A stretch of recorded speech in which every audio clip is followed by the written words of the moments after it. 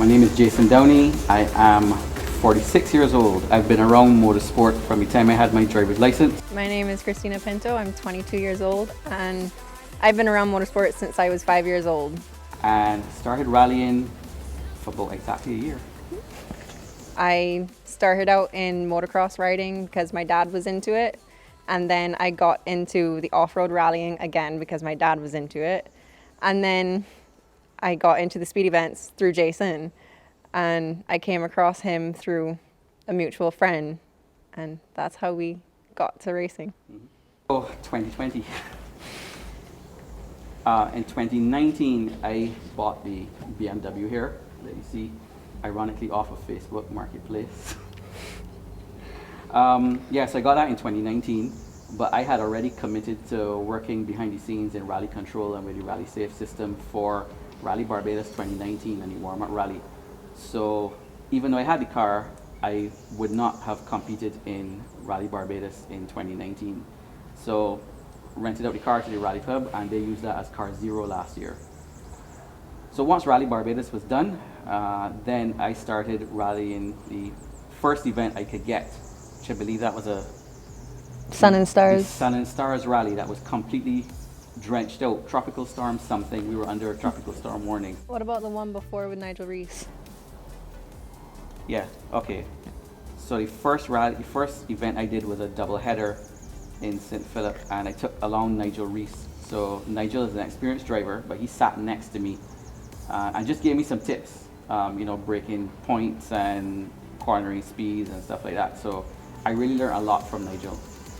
And after that then, I did the Sun and Stars rally, which was completely drenched. That rally, we were under tropical storm watch. So the rally was actually cut short because of that. I didn't have Kristina at the time. I had taken a journalist who was doing some coverage for Bimmer Cup in the UK. So he was my stand-in co-driver. But once that was done, it was a speed event in St. Lucie. I think it was, that was the first one. Yep, St. Lucie. Yeah, double header event in St. Lucie at the end of last year. So that's the first event that I had Kristina along as my co-driver. Obviously we had a lot of plans for 2020, but we all know what happened. But luckily, Rally Barbados did come off, and I finished. So I had done a Mud Dogs event that Jason had helped set, and he was looking around for a co-driver, and he came across me. And I was very up for doing it. I'd always wanted to co-drive. So we decided we were going to do it together. And then I went and watched his second event, the Sun and Stars, and he shouted me out and messed up the poor journalist that was calling notes. But then we had our first event in St. Lucie, and it was really good. It was a lot of fun, and slowly more and more with doing all the rallies with Jason, I've learned to push him more, and I've gotten used to his driving style, and I know the notes he's calling, so we're getting into the same tune of being able to know what note he will say, and it's been a good ride. So co-driving is not all about just sitting there being deadweight like most people think, because you might see in car footage, the Beja drivers know where they're going, they know the roads, and the co-driver just there because they have to be. But what I find with Kristina especially, because she's come from a background of co-driving in other rally related stuff like the Mud Dogs, they give you tulip diagrams to get from stage to stage. She's very familiar with that, so I'm never lost. Yes, there's the pace notes, and then it's also keeping on time. Rally is all about time, because if you're early or late, you get penalized. So Kristina is very good at keeping us on the ball and on time. And what I had found, even probably by lunchtime of the first event we ever did, I don't have to look back at anything, because I know that it's covered. She has the right notes, she has the right time, she has the right route card, everything is done correctly. I don't have to look back at anything, and that is like that's a load off my mind, to be honest. So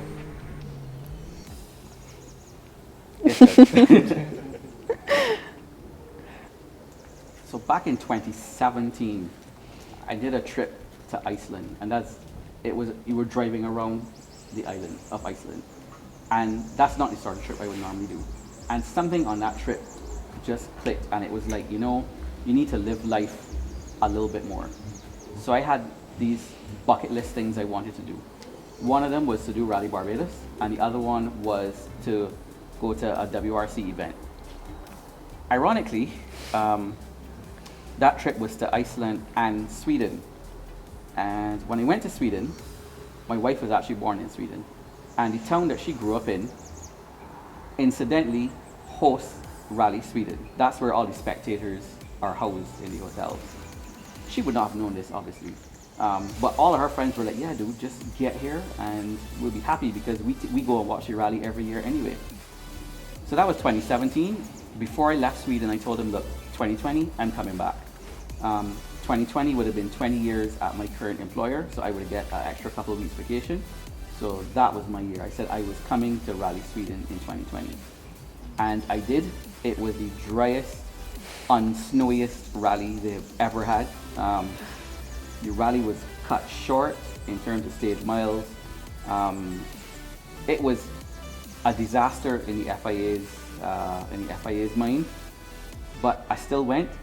I still managed to meet Pierre Neuville at the baggage carousel in Norway, so that was really cool. That was completely unexpected, but I had a ball, and I do want to go back. I love snow. I love being cold, so I hope I'll get to go back again. So because Rally Barbados 2020 was my bucket list item, all the events leading up to it, I really have not pushed hard, that's the truth, because I'm trying my best not to damage the car for Rally Barbados, because I'm doing this without any sponsorship, so I don't want to risk hurting the car. So when it comes to car preparation, the car pretty much stays here at Guava Tech all the time. And they run through the car before the event, they run through the car after the event. Anything needs changing, they let me know, they take care of it. But essentially it's just a spanner check. I don't really, apart from that one incident in Sun and Stars Rally where Kristina was not in the car, where I had taken Christopher Highlands, a journalist from the UK. I don't want to say that was a wrong note, but I think the road was wet and I just ended up going straight, this is Malvern stage, straight into deep into a cane ground, far down into a cane ground. Could not stop, because once you hit grass, you just accelerate.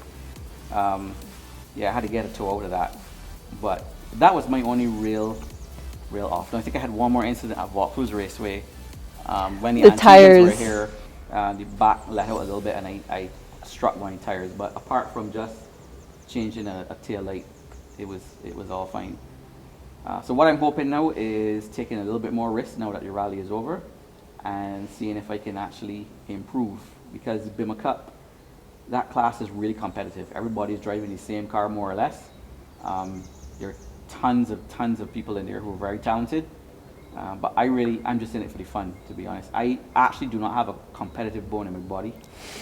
I am just in it just for fun. So I never really had a bucket list item to do Rally Barbados like Jason did. It just somehow came up that I was able to co-drive for him. I'd always been into motorsports, and me and my friends always used to talk about wanting to co-drive for somebody and maybe sometimes drive. But then with getting to do this with Jason, we had the car, started rallying, and for Rally Barbados, I didn't do anything really to prepare. We had lockdown, so I was eating more healthy because I was home all the time and I was working out more. But then you went back into work and that all went out the window. But it's been a good time rallying. I've been very lucky with everything that's happened, with being able to rally with Jason. And drive a Yes, can't forget that. Jason lends me the car so that I can drive in autocross as well. And my first ever event, it was a double header. I came first in the female group. The conditions for Rally Barbados were very unlike any of the other years. It was raining, it was wet, it was muddy, and then you did have some dry stages, but those dry stages still had mud from the wet grass on the side. And each day we started out the day with the organizers giving us caution notes where there was standing water, where there was mud from spectators driving across the road, going from one spot to the next. And there was a bit of standing water, but with us being at further back in the pack, the faster guys would kind of disperse the water that was there. So we didn't have too much, but the road was still wet, and we did have that to deal with. And we did have a few sideways moments, and we nearly went off, but we saved it. And I would have liked it to be a normal Rally Barbados where it was dry, because Jason is a lot more confident in the dry, but it was a good event. I think for me, my least favorite stage is Dark Hole. Yeah. Dark Hole, I cannot memorize Dark Hole at all. Dark Hole is just pain in the bleep. Everything looks the same. When I'm calling out notes, I have to make notes on the side, because if not, I will lose where I am. I did lose where I was in the first stage. I messed up a note and I had to correct myself, but it just, everything looks the same. The only thing that you can really discern from Dark Hole is all of the bridges. You know where the bridges are, and then you'll write down like a house you see, a different color house and things like that. It's the only way you know where you are on the stage. Yeah. Not a fan of Dark Hole at all. Duck Pond stage is my route to work. So every day I'm going through there like, we could have gone through here. Every morning I'm looking at it. Yeah, I like rallying because you're on a public road and you are doing something that you should not be doing. And that is a little bit of an adrenaline rush, to be honest. Yeah. I much prefer rallying to like Bushy Park or Vaucluse, like those circuity type of things. I like the public road. He likes to be on the circuit by himself. That's what he likes. Yeah, I would do circuit events. I like rally sprint because it's just you and one other person, and there's something physically separating you. I don't like rally cross or circuit racing because there are other people around you. If I want to damage the car, let it be my fault. I don't really want somebody else, licking up at my door or something like that. And about that. Right, so for Rally Barbados, so this was more or less my first time driving pretty much all of these stages, and well, Except all of them in that configuration. Yes. So most of these stages are new to me. So obviously, I need more seat time. I need more experience with these stages. So the plan then is to do all of the events for this year. There are only a couple are left, but I can do all of those, and hopefully see what we can do next year. And I want to thank Guava Tech for looking after the majority of these Bimmer Cup cars, mine included. I know I don't give them a lot of work to do, but in the few times I ended up in a cane ground, the men are on the ball. They always have the parts available. You're back out on the stages again real quick. The atmosphere with Guava Tech is amazing. It really is. Everyone is really down to earth and fun to be around. Yep. It's a nice little family to have there. Oh yeah. And they always look after the cars before the event, after the event, during the event. We're spoiled, right? Oh yes, especially now that they've got AC in the car. Yeah. Oh, that's lovely. In the Bimmer Cup car now. Oh my God. Oh my God. I don't think I would rally again without AC or a cool suit. Mm-hmm. That's the truth.